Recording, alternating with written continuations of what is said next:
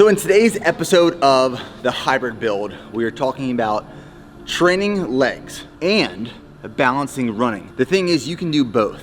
And in the beginning, when I first started running, I didn't think you could because I was hitting legs really heavy, and then what I was feeling was very heavy legs while running. So in this video, we're gonna break down how you can do both, how you can lift heavy and you can run fast, optimizing recovery, structuring your workouts. So let's jump into the video.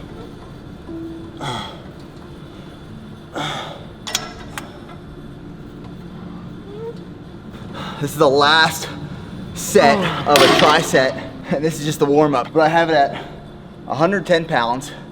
I did like 12 reps. I rested, I stopped, but I kept my feet under these pads, so all the blood is right here. It's like blood flow restriction training for your quads. I did another set after maybe 30 to 45 seconds of rest, stopped, burn was on fire. This is the last set, as many reps as possible, and I'm gonna hold it here for a little bit. All this blood is right in my quads right now. 1, 2, 3, 4, 5, 6, 7, 8, 9, 10. Blood flow restriction training for your quads. That's the first exercise of this workout.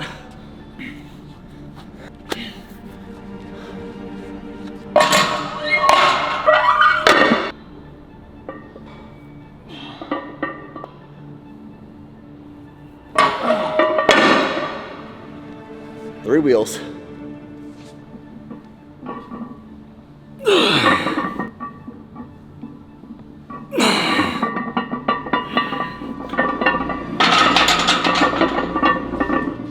Now, one thing to keep in mind with all of this is that it really depends on what you're training for. Like, how do you prioritize your training for what goal you are trying to accomplish? If we look back 6 months ago, when I was in marathon prep, and that was the main focus. I wanted to run a sub 250 marathon. I was strength training, but it wasn't the priority. I wasn't squatting over 225 pounds for most of my workouts because I wanted to effectively nail every running session. That was the priority. That was the goal. Now, the goal has flipped, and I want to get as big and strong as possible. Like the time that I spend here in the gym, this is what matters. These are the key workouts. My running is secondary. So I know going into tomorrow's run, my legs are gonna be heavy as shit. Like, it is gonna be uncomfortable for the next 2 days. But I am prioritizing this iron right here. I'm in love with this stuff right here. This is the goal, this is the priority. So it's setting the goal, prioritizing your training based off that goal, and then having realistic expectations when you go into the secondary movements. Maybe it's running, maybe it's strength training. But if you expect to have fresh legs running all the time while still training legs heavy, it ain't gonna happen. Come on, come on. Oh, there we go. 1.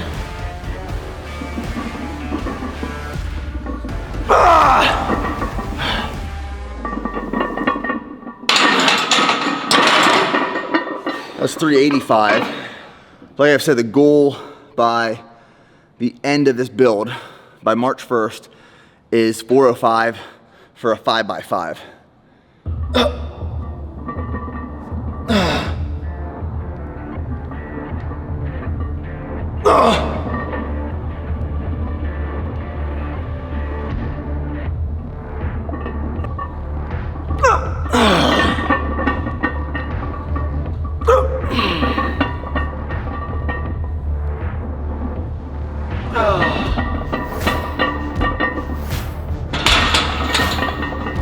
So right now my training volume is very high. It's very high. In terms of barbell squats, we worked up to 3 sets of 2 reps with 385, and now we're backing off to 335 for a 5x5. And after barbell squats, like, I'll start feeling my central nervous system is pretty taxed just from moving higher loads. and then we'll move into hack squats and then walking barbell lunges. I mean, I know I'll be wrecked after this. I'll be wrecked. Over the years, my body has adapted and acclimated to an increased load of training volume. If you're just starting out, you definitely can't handle this much training volume. This has to be something that your body just adapts to over a long period of time, being like years and years and years.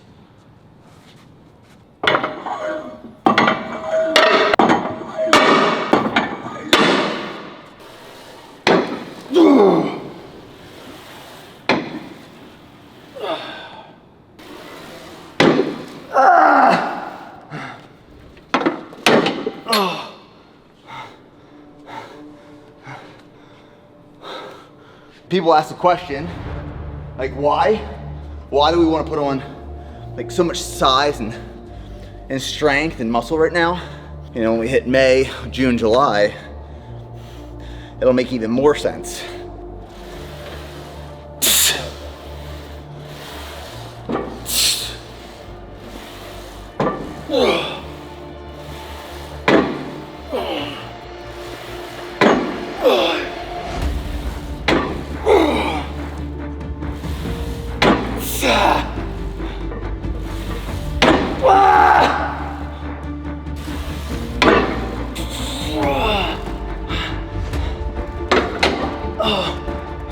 One thing I do want to point out, you know, you're watching this workout and it's high intensity, it's high volume. And yes, I will be sore tomorrow.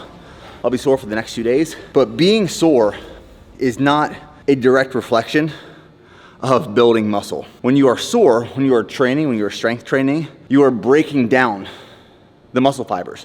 You're creating these micro tears within the muscle. And then your body will rebuild that muscle protein. And over time, your muscles will become bigger and you'll become stronger by building your muscles and training your central nervous system. There are times when I'm really sore after training sessions. I come in here and I just absolutely crush it. There are other times when I'm making the conscious effort to not train with the same amount of volume or intensity because I want to facilitate recovery.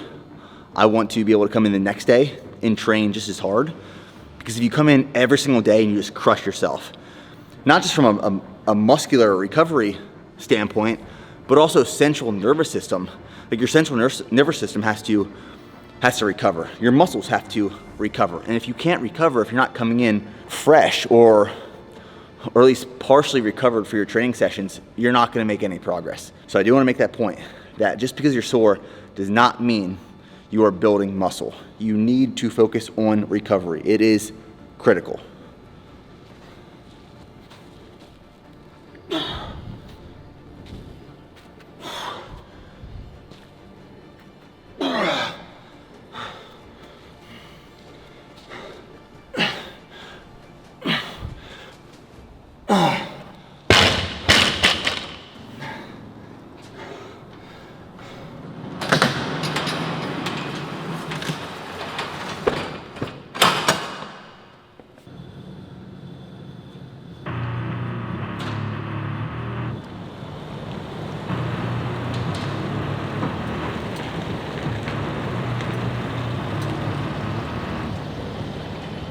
Like, I don't have to go run 6:45 minute per mile paces. Like, slow it down if your legs are really sore. And that'll help promote some recovery too. That'd be good. Yeah.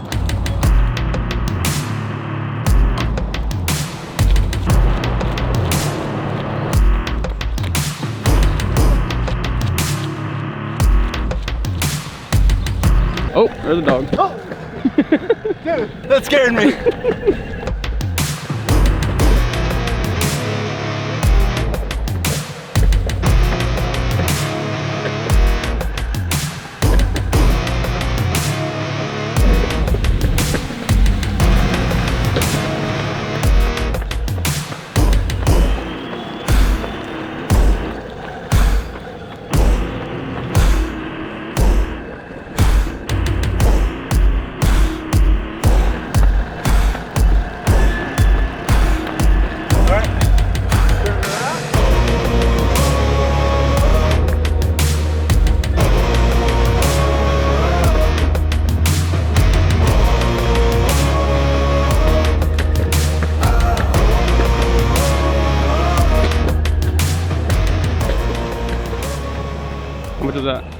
5 miles, 38 minutes, 29 seconds at a 7:41 minute per mile pace. Now the only way to describe that run is sand in my legs. My legs felt so freaking heavy from training, lower body strength so hard, so close to this run, but that's the only way to describe it. Dead weight, you're just carrying bags of sand attached to your hips. Now the hard truth is that while you are strength training, you're strength training heavy and you're trying to run simultaneously, there will be many times, like today, where you are running on tired, fatigue, and heavy legs. It is just the reality of it. But if we look back to when I was in Ironman prep, my coach Natasha, one thing she would have me do after like big gear bike workouts where we're putting out massive efforts is the next morning she would have me get back on the bike and do an easy spin for about an hour, or she'd have me do a light jog for 30 to 45 minutes. And it was to flush out some of that fatigue and facilitate active recovery. You can look at running the same way with strength training. Now, just because we say go run doesn't mean you're going to run 10 miles at a 5:45 minute per mile pace. It could be 1 mile, it could be 2 miles, it could be 3 miles, it could be 5 miles, whatever you feel is comfortable for you, and adjust the pace accordingly based off of, what training you might have just done in regard to strength. But running can act as active recovery. There is, keep in mind, a point of diminishing returns where if I was gonna go run 10, 12, 15 miles today, I'm definitely not facilitating active recovery. And at the same time, running can help recover for that next training session. Now, post-run, we're going to channel our inner Wim Hof with some cold plunging. Two of my favorite ways to recover. 1, cold plunging. 2, sauna. We used to have an infrared sauna here at the house. That's now at BPN HQ. But we did just get a traditional dry sauna, and I'll be using that more often. So like contrasting between hot and cold. I think right now we have this thing set at like 42 degrees. So I'm gonna get in for 3 minutes. 3 minutes. Wim Hof, you're a madman. Oh.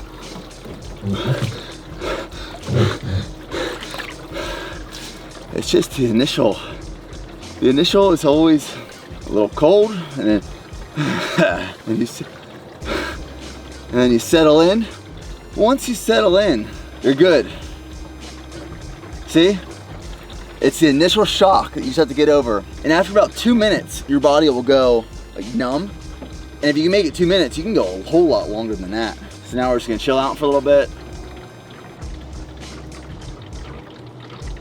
3, 2, 1. That's it, just like that. I told you, after 2 minutes you go numb, then you can hang out here all day. What a great way to start a morning. What a great way. 5-mile run with my boys, 3 minutes in the cold plunge. I did have to clean up some Remy shit this morning that I found on a cowhide rug before going on my run, but that's besides the point. The run and the cold plunge outweighed picking up the dog shit this morning. More butt cheeks. You just had these on about 10 seconds ago. I ripped them off, and guess what? I didn't use my hands. I'm gonna sell these on eBay. Give me this. State your name. Farhan. What do you do here? I am the chief of staff and I work with Kat. How long ago did you start? 3 weeks ago. What's your favorite part about working at BPN? Obviously Yuli and Jordan. There we go. Correct answers only. Nah, energy is incredible. Welcome to the team. We hitting that team lift today? Oh yeah. Let's go. Oh yeah. Team lift's gonna be wild. Got to the office, call. It's 11 a.m. It's time for lunch.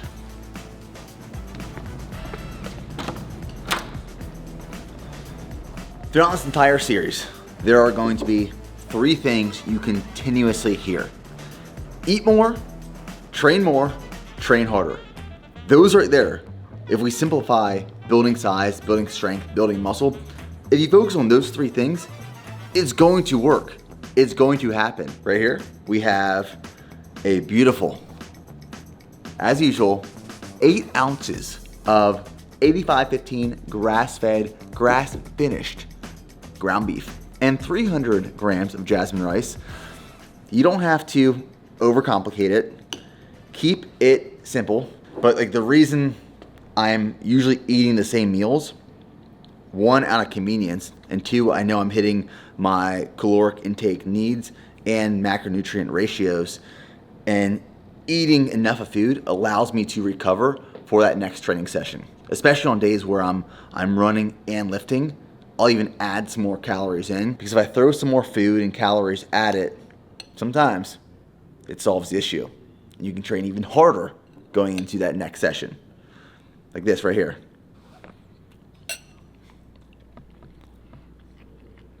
It never gets old. It never gets old. Never.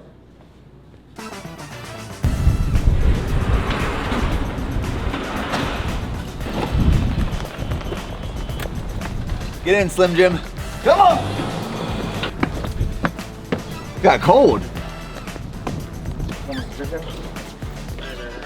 Hey, how you doing?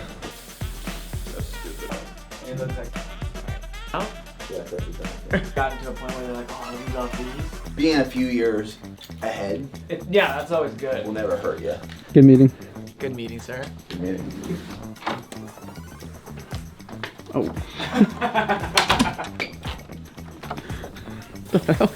Who the hell brought powdered potatoes in this building? A race. What's the macros on those things? I need lunch. Idaho potatoes. What? Freestyle for us. Oh my god. Oh, hit a freestyle. Come on. Oh my Come on, bro. I can't do it. You a beat. Almond are friends. Yo, we got a beat here. Hey, get the recording ready for SoundCloud. All right, hit him. Hey, Come on. everyone, look at me. I'm right down on the B. Lily, she's sit right there. And I'm rapping in front of Nick Bear. Oh, shit, it's raining. Oh, shit. Damn, our seat's wet. We need cover. Right into Weather really turned on us. And here we go. For a second, I was like, Sally, should you be taking your shirt off?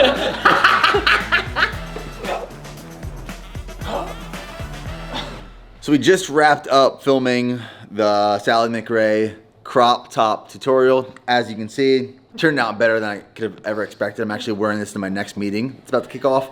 But I'm gonna tee up a question to Sally, being one, a professional runner, ultra marathoner, trail runner, but also really respects strength training and puts a lot of time into the gym, utilizing strength to become a stellar athlete. So I'm gonna tee up the question to Sally. How do you, because we get the question, how do you balance the feeling of heavy legs as a runner and a strength athlete? Combining those two, how can you mitigate sore legs, or what are the realistic expectations of running and lifting simultaneously?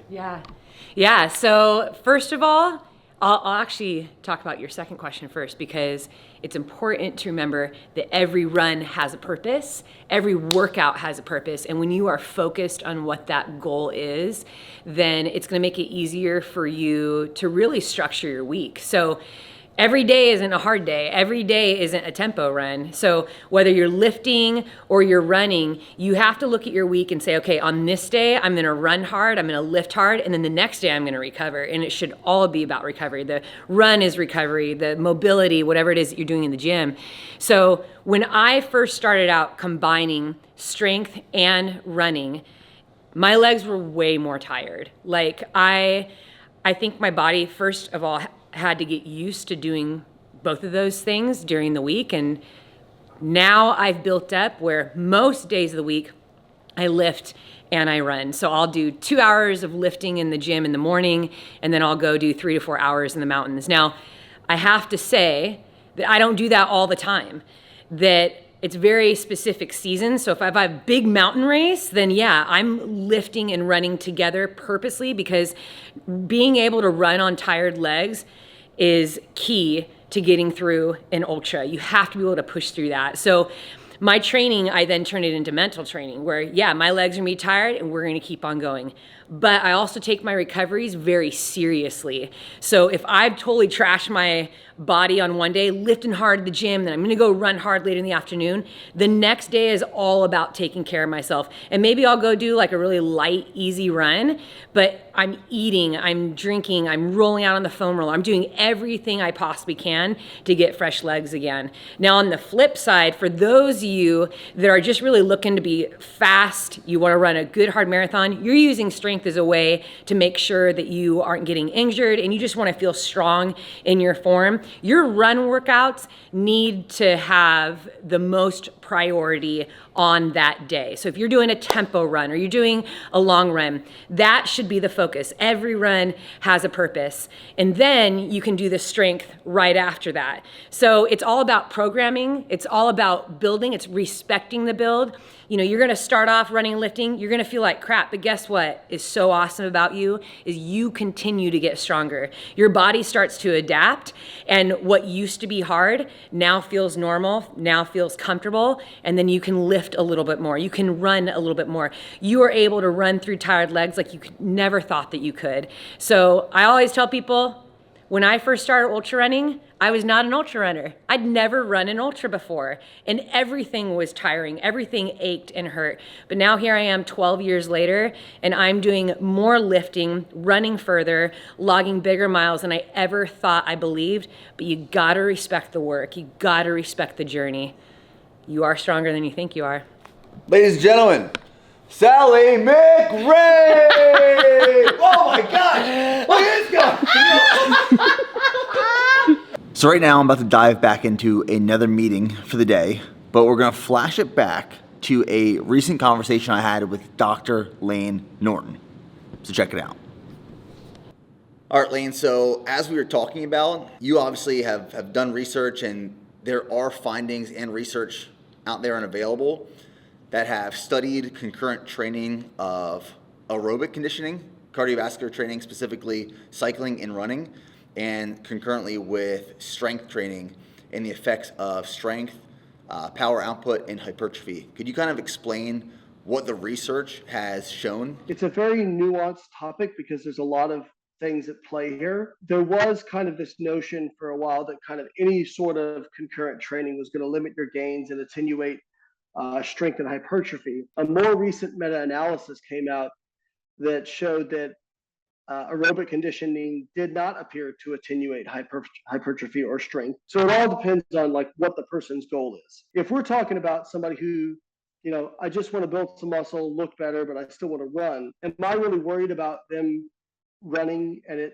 you know, killing their gains? Not particularly, especially if they're fueling themselves appropriately. Now, if somebody is a competitive bodybuilder or powerlifter, I don't think mild aerobic conditioning is going to negatively impact that. One of the things I tell people when they ask if, you know, you need to be sore to grow is I'll say, well, go run a marathon, you'll be sore, but I don't think you probably grew from that. But the issue becomes if you're sore and then you can't execute your resistance training as well, you're probably just going to be practically limiting your ability to grow muscle, even if per se there's nothing metabolically going on that's limiting your muscle growth. Then the other aspect becomes, okay, are you fueling enough, right? Like, are you getting enough fuel to support what you're doing? Because if you're, you know, losing weight, then, you know, you may see some attenuation of hypertrophy just because you're in a deficit, right? So I think all those things matter. I think the other thing to keep in mind is how are you setting these things up, right?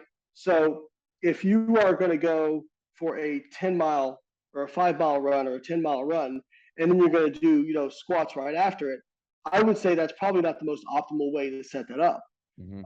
There is some metabolic signaling data that suggests perhaps, you know, separating the day, if you're able to, separating the days that you do resistance training and cardio may be more beneficial than doing them on the same day. If you have to do them on the same day, spreading them apart is probably more beneficial. So doing one in the morning and one in the evening. What I would say is, you know, what's the priority for you? If the priority is primarily I want to get better at aerobic conditioning, but I also want to do some resistance training, do the aerobic conditioning first.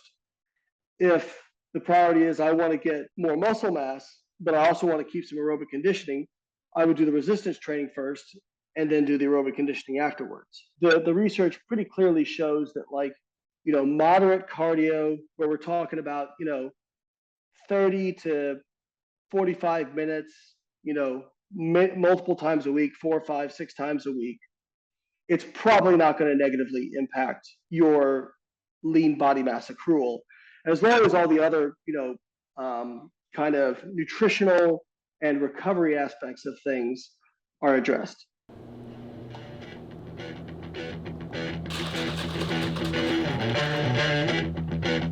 Team Lift Friday. It's about to be nuts.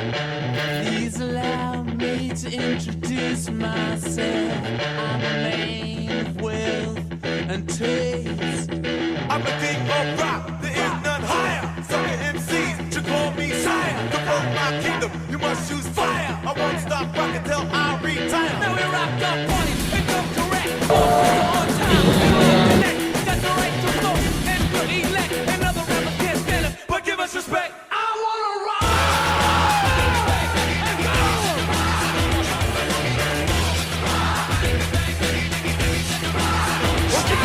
Come on, bud! I'm a rapid!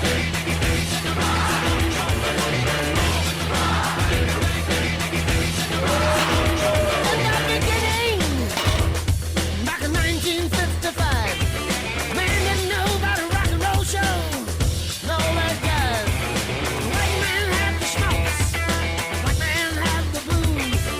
No one knew they was going to do what Tchaikovsky had to do. Oh, let me rock!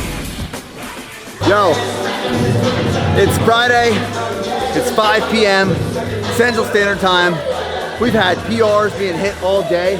We got Cox over here just throwing dumbbells around like they're Q-tips. You got Tony over here who's doing push-ups like they're zero gravity. And you got George chiseled like a Greek god, looking like he hasn't had a car since 2006. It's fucking nuts here right now.